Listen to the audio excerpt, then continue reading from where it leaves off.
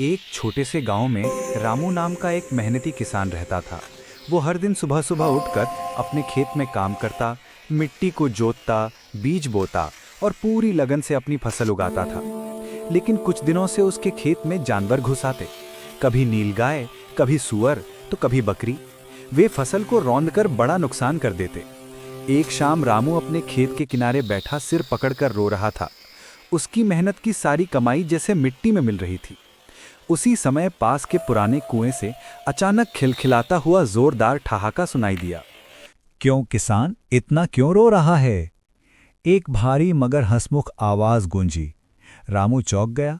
कुएं से चमकती रोशनी के साथ एक जिन बाहर आया। उसके चेहरे पर मुस्कान और आंखों में चमक थी, जैसे वो वर्षों बाद खुली हवा में आया हो।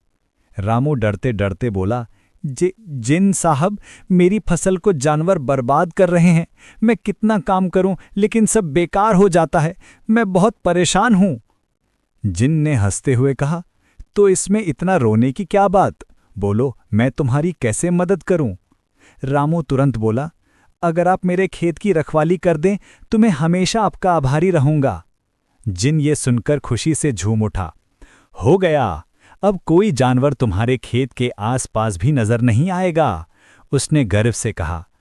उस रात से जिन ने अपनी जादुई ताकत से खेत के आसपास एक अदृश्य सुरक्षा चक्र बना दिया। जो भी जानवर खेत के पास आता, वो बिना कुछ समझे पल भर में गायब हो जाता। कुछ ही दिनों में रामू की फसल फिर से हरी भरी होकर लहलहाने लगी। खेत को देखकर उसकी आंखों में खुशी के आंसू आ गए। वो दौड़कर जिन के पास पहुंचा, उसे गले से लगाते हुए बोला, तुमने तो मेरी जिंदगी बचा ली। मैं तुम्हारा एहसान कभी नहीं भूलूंगा। जिन मुस्कुराया। किसान